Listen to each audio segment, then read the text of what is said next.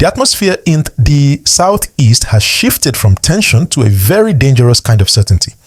And if you thought the reaction to Nnamdi Kanu's life sentence would just be protests on the streets, you need to listen very closely to what the elites are saying now.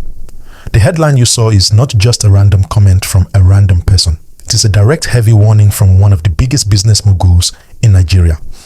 Obi Cubana has broken his silence, and his message to the presidency is clear, chilling, and absolute. Igboland will not know peace until Nnamdi Kanu is freed.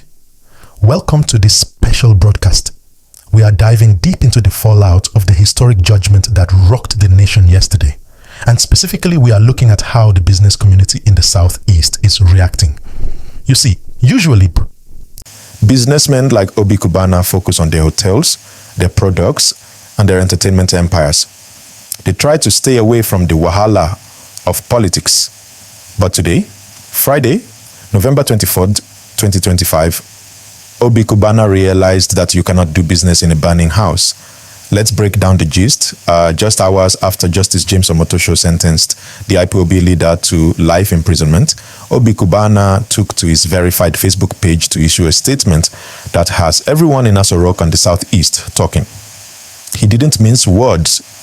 He stated categorically, one thing is very clear.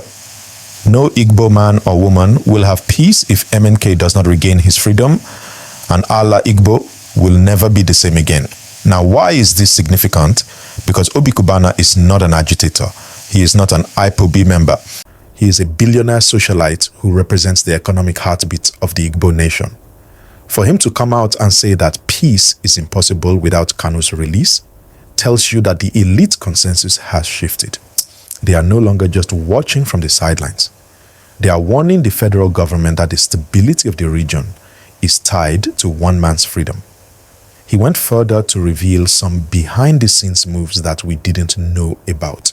He disclosed that in the last 3 months, he and other well-meaning Nigerians have been holding high-level secret meetings. He mentioned specifically that they met with the Deputy Speaker of the House of Representatives, Benjamin Kalu, and, listen to this, the president's own son, Seyi Tinubu. They sat down to discuss the burning issues, insecurity, the harsh tax regime, and yes, the release of Nnamdi Kanu. He is essentially telling us, we tried the diplomatic route, we spoke to the powers that be, but this judgment has thrown everything into chaos. Obi Cubana listed the tragedies that have befallen the nation recently to paint a picture of a country on the brink. He talked about the US designating Nigeria as a country of particular concern, the kidnapping of schoolgirls in Kebbi, the attack on churchgoers in Kwara, and now this life sentence. He said the mood in the country is tense and that citizens are perplexed and downcast.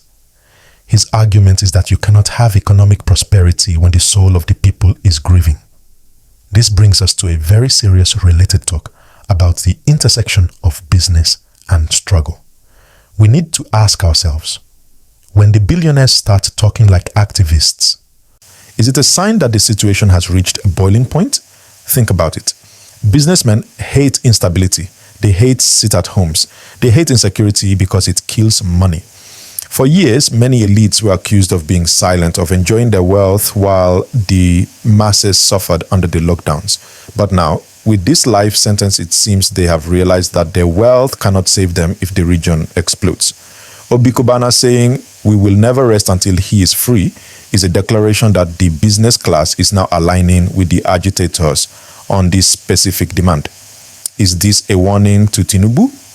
Obi Cubana is telling the president that if he wants the Southeast to be part of his economic recovery plan, he must solve the Kanu problem politically, not legally. He is saying that a legal victory for the government, a life sentence, is actually a political defeat for peace, and he is not alone.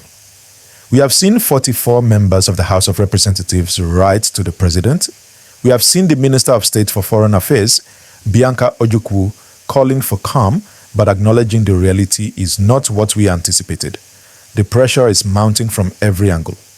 If you are finding this breakdown of the elite reaction insightful, and you want to keep getting the real story behind the headlines without the noise, please take a second to smash that like button and subscribe to the channel.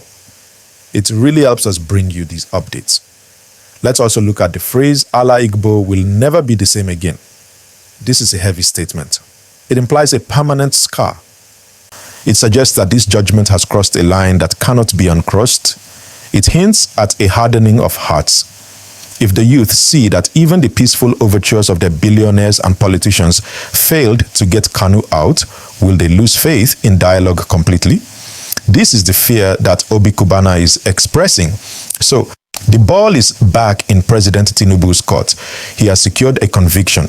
He has locked Kanu away for life, but at what cost? If the most influential voices in the Southeast are telling him that peace is gone, can he afford to ignore them?